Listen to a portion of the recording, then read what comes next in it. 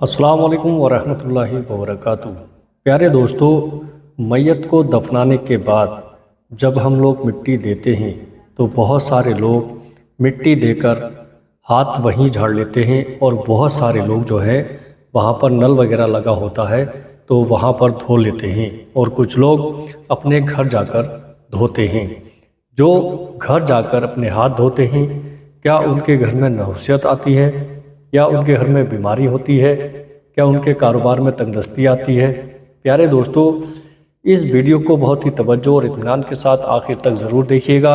आज की वीडियो के अंदर हम यही जानेंगे कि मैयत को दफनाने के बाद जब हम मिट्टी देते हैं तो हमें हाथ कहाँ धोना चाहिए और कहाँ धोना नहीं चाहिए। प्यारे दोस्तों, कि अगर हम घर में कब्रिस्तान से जाने के बाद अगर हम अपने घर में हाथ धोते हैं तो क्या परेशानी आ सकती है? क्या नहुसियत आ सकती है? क्या तंगदस्ती आ सकती है? प्यारे दोस्तों, बहुत ही तवज्जो से ये वीडियो आप देखिएगा। प्यारे दोस्तों, आइए सुनते हैं मौलाना दानियाल साहब से। अस्सलामु अलैकुम वरहमतुल्लाहि वबरकातुहू। जैसे कि एक सवाल है कि मैयत को जब कब्र में दफन कर दिया जाता है और जब उसको मिट्टी दी जाती है, मिन्हा खलकनाकुम व फीहा नुईदुकुम व मिन्हा नुखरिजुकुम तारतन उखरा, जब मिट्टी हम दे देते हैं तो हमारे हाथों पे जो मिट्टी लग जाती है, बहुत सारे लोगों को आपने देखा होगा कि वो वहीं पर कुछ लोग झाड़ देते हैं और कुछ लोग जो सरकारी नल वगैरह या पाइप वगैरह लगा होता है वहां पर हाथों को धुल लेते हैं और कुछ लोग बिना हाथ धुले घर चले जाते हैं। तो जो लोग घर चले जाते हैं हाथों को नहीं धुलते हैं, तो अगर वो घर पे जाकर के अपने घर वाले नल से हाथ धुलते हैं टंकी वगैरह पर, तो ये कैसा है? क्या कब्रिस्तान की मिट्टी अगर आपके घर पहुंच गई तो क्या घर के अंदर नहुसत पैदा हो जाती है या घर के अंदर कोई वबाल पैदा हो जाता है या किसी का इंतकाल हो जाता है? इसी के ताल्लुक से बहुत सारे लोगों के जहन के अंदर कंफ्यूजन रहते हैं, क्या ये सही है या गलत है? मिट्टी देने के बाद मैयत को हाथ कहां पर धुलना चाहिए, ये मैं इस वीडियो के अंदर आज क्लियर करने के लिए जा रहा हूं। और दूसरी बात यह कि नमाज जनाजा की नियत कैसे की जाती है, ये मैं इस वीडियो के अंदर आपको सिखाने के लिए जा रहा हूं। और नमाज जनाजा में कौन कौन सी दुआएं पढ़ी जाती हैं, ये भी आज इस वीडियो के जरिए से आप इंशाल्लाह सीख लेंगे। अगर कोई बड़ी मैयत है, जैसे चाहे वो मर्द हो या औरत हो, तो कौन सी दुआ पढ़ी जाती है? अगर कोई नाबालिग लड़के का इंतकाल हो गया तो उसकी नमाज जनाजा में आप गए तो कौन सी दुआ पढ़ेंगे? या कोई नाबालिग लड़की है, नाबालिग बच्ची है, तो फिर उसमें कौन सी दुआ पढ़ी जाती है? आइएगा, इस पूरी वीडियो को देखिएगा, इंशाल्लाह आपके इल्म में भी इजाफा होगा और आपको इस वीडियो से बहुत कुछ सीखने को मिलेगा। सबसे पहले हम बात करते हैं नमाज जनाजा की नियत। आपने देखा होगा बहुत सारे लोग क्या करते हैं मालूम है, उन्हें जब नमाज जनाजा याद ही नहीं होती है तो वो बिल्कुल दूर खड़े होते हैं, हाथ बांध के इस तरीके से खड़े हो जाते हैं, वो बातें करते रहते हैं और दूसरी तरफ जो है जनाजे की नमाज हो रही होती है। और बहुत सारे लोग कहते भी हैं कि भाई तुम लोग क्यों खड़े हो, आ जाओ नमाज तो पढ़ लो। भाई जिस मकसद के लिए तुम आए हो उसी को आपने छोड़ दिया, खाली मिट्टी देने का मकसद नहीं है। मेन मकसद है नमाज जनाजा में शरीक होना, मेन मकसद है मैयत के लिए दुआ करना, और आप उसी से आप खड़े हुए हैं दूर। तो आपके पास एक ये बहाना होता है कि भाई हमसे नमाज जनाजा हमारी याद ही नहीं है, क्या पढ़ते हैं हमें कुछ मालूम ही नहीं है। अगर आपकी नमाज जनाजा याद भी नहीं है तो आपको क्या करना है, मैं वीडियो के लास्ट में आपको बताऊंगा कि फिर भी आपके लिए गुंजाइश है इसमें। आइएगा, सबसे पहले हम बात करते हैं नमाज जनाजा की नियत किस तरीके से करना है। पहले वो आप सीख लीजिएगा, उसके बाद में नमाज जनाजा में कौन कौन सी दुआएं पढ़ी जाती है वो आपको मैं बताऊंगा। देखिएगा, नमाज जनाजा में 4 तकबीरें होती हैं। कितनी तकबीरें होती हैं? 4। पहली तकबीर, दूसरी, तीसरी, चौथी पे सलाम फेर दिया जाता है। अब उसके बीच में कौन कौन सी दुआएं पढ़ी जाती हैं, क्या क्या पढ़ा जाता है, पहले आप नियत सुनिएगा, उसके बाद में पूरा तरीका आपको बताऊंगा। नियत आपको इस तरीके से करना है, नियत की मैंने नमाज जनाजा फर्ज किफाया की, माँ 4 तकबीरों के वास्ते अल्लाह ताला के, दुआ वास्ते इस मैयत के, पीछे इस इमाम के, मुंह मेरा काबा शरीफ की तरफ, अल्लाहु अकबर।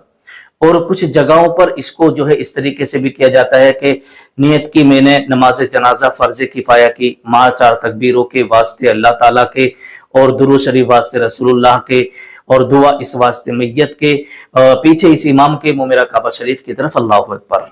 तो इन दोनों तरीके से आप नमाज जनाजा की नियत कर सकते हैं। फिर भी अगर किसी को नमाज जनाजा की नियत याद नहीं है तो कोई प्रॉब्लम नहीं है, صرف دل کے ارادے کا نام ہی نیت ہے. اگر آپ نے دل میں ارادہ کر لیا کہ میں اس میت کی نماز جنازہ پڑھنے کی نیت کرتا ہوں، بس ہو گئی نیت. بس اتنا ہے کہ زبان سے کہہ لینا یہ بہتر ہے. اگر کوئی زبان سے کسی کو یاد بھی نہیں، زبان سے نہیں کہا، دل میں ارادہ کر لیا، تو سمجھ لو نیت ہو گئی، اس میں کوئی بھی کراہت نہیں ہے. یہ آپ کی نیت ہو گئی. آپ نے نیت کی، اور نیت کرنے کے بعد میں پھر آپ اللہ اکبر کہہ کر کے ہاتھوں کو باندھ لیں گے. اس کے بعد میں ثنا پڑھیں گے، سبحانک اللہم و بحمدک و تبارک اسمک و تعالی جدک و جل ثناؤک و لا الہ غیرک. اس کے بعد میں پھر اللہ اکبر کہیں گے. بہت سارے لوگ گردن کو اوپر کرتے ہیں، اس طریقے سے آسمان کی طرف اٹھاتے ہیں، یہ بالکل غلط ہے. جب آپ کو تکبیر کہنا ہے تو آپ کو گردن اوپر نہیں کرنا ہے. یہ آپ کی 2 تکبیریں ہو گئیں. اس کے بعد میں ثنا پڑھنے کے بعد آپ کو درود ابراہیمی پڑھنا ہے. درود ابراہیمی آپ کو پڑھنا ہے کس طریقے سے؟ جب آپ نے ثنا پڑھ لیا تو اس کے بعد میں آپ کو اس طریقے سے درود ابراہیمی پڑھیں گے، اللہم صلی علی محمد وعلی آل محمد کما صلیت وسلمت وبارکت ورحمت وترحمت علی ابراہیم وعلی آل ابراہیم انک حمید مجید. اس طریقے سے آپ کو یہ درود ابراہیمی پڑھنا ہے. اور پڑھنے کے بعد میں دونوں درود ابراہیمی پڑھ لینا ہے، اور پڑھنے کے بعد پھر آپ کو تکبیر کہنا ہے. اس کے بعد میں پھر آپ کو دعا پڑھنا ہے. اگر میت بڑی ہے تو اس کے لیے دعا یہ والی ہے، اللہم اغفر لحینا و میتنا و شاہدنا و غائبنا و صغیرنا و کبیرنا و ذکرنا و انسانا، اللہم من احییتہ منا فاحیہ علی الاسلام وما توفیتہ منا فتوفہ علی الایمان. اس کے بعد پھر اللہ اکبر تکبیر کہنا ہے، اور جیسے ہی چوتھی تکبیر ہوگی سلام پھیر لیا جائے گا. اور سلام کا مسئلہ دیکھیے یہ ہے، جیسے ہی امام صاحب سلام پھیریں تو اپنے دونوں ہاتھوں کو کھول دینا چاہیے. بہت سارے لوگ کیا کرتے ہیں معلوم ہے، جیسے امام صاحب ادھر سلام پھیرتے ہیں تو یہ والا ہاتھ چھوڑ دیتے ہیں ایسے کر کے، اور جب ادھر پھیرتے ہیں تو یہ والا ہاتھ اس طریقے سے چھوڑ دیتے ہیں. نہیں، جیسے امام صاحب سلام پھیریں السلام علیکم ورحمۃ اللہ، تو دونوں ہاتھوں کو اس طریقے سے چھوڑ دینا چاہیے. ٹھیک ہے. اب آئیے گا، اگر چھوٹی میت ہے، جیسے نابالغ کسی بچے کا انتقال ہوا اور نابالغ میت ہے، تو اس کے لیے پھر آپ کون سی دعا پڑھیں گے؟ تو دیکھیے گا، اگر نابالغ لڑکا ہے تو اس کے لیے دعا آپ کو اس طریقے سے پڑھنا ہے. درود شریف پڑھنے کے بعد اللہم اجعلہ لنا فرطا وجعلہ لنا اجرا وذخرا وجعلہ لنا شافعا ومشفعا. نابالغ لڑکے کی دعا آپ کو یہ پڑھنا درود ابراہیمی کے بعد.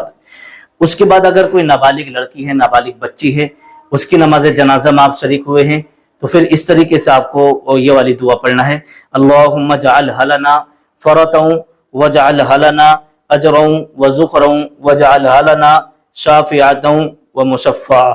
اس طریقے سے یہ دعا آپ کو پڑھ لینا ہے.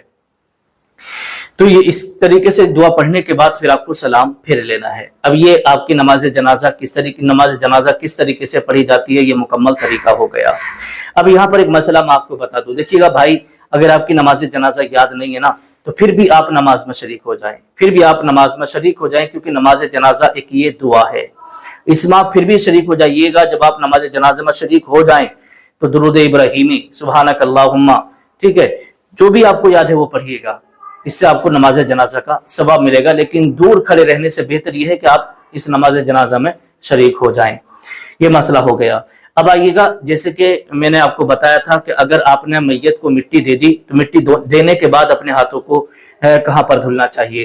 تو مٹی دینے کے بعد میں دیکھیے گا، بہار شریعت کے اندر صاحب بہار شریعت لکھتے ہیں کہ مٹی دینے کے بعد اختیار ہے، چاہے تو وہ اپنے ہاتھوں کو جھاڑ دے اور جھاڑ کے صاف کر لے، اور اگر جھاڑتا نہیں ہے تو وہاں پر قبرستان میں ہینڈ پمپ وغیرہ لگے ہوتے ہیں، پائپ کا انتظام ہوتا ہے، تو وہاں پر اپنے ہاتھوں کو دھل سکتے ہیں.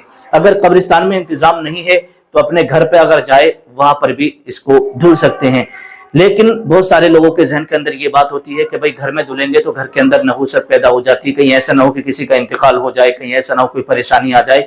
تو یہ بالکل غلط ہے. شریعت میں یہ سب واہیات باتیں بالکل بھی ان واہیات باتوں سے اور ان توہمات سے منع کیا گیا ہے. یہ بالکل غیر اصل باتیں ہیں، ان کی کوئی اصل نہیں ہے. اگر آپ کے ہاتھوں کو مٹی لگی ہے تو آپ اپنے گھر پہ بھی دھل سکتے ہیں، لیکن بہتر یہی ہے کہ قبرستان کی مٹی ہے، قبرستان میں جو نل لگا ہوتا ہے وہیں پر آپ دھلکائیں، وہ زیادہ بہتر ہے. اگر کسی نے گھر پہ بھی دھل لیا تو اس میں کوئی بھی शरीयत के एतबार से कोई भी कबाहत नहीं है और ना कोई नहुसत वाली बात है और ना घर के अंदर कोई नुकसान है। ठीक है, धुल सकते हैं, लेकिन बेहतर यही है कि आप कब्रिस्तान में धुल के आए। अस्सलाम वालेकुम वरहमतुल्लाहि वबरकातुहू। प्यारे अज़ीज़ दोस्तों, उम्मीद करता हूँ आप समझ गए होंगे। मेरे प्यारे अज़ीज़ दोस्तों, वीडियो अच्छे लगे तो आगे अपने दोस्तों रिश्तेदारों में शेयर ज़रूर करिएगा, और चैनल को सब्सक्राइब नहीं किया है तो चैनल को सब्सक्राइब ज़रूर कर लीजिएगा। अस्सलाम वालेकुम वरहमतुल्लाहि वबरकातुहू।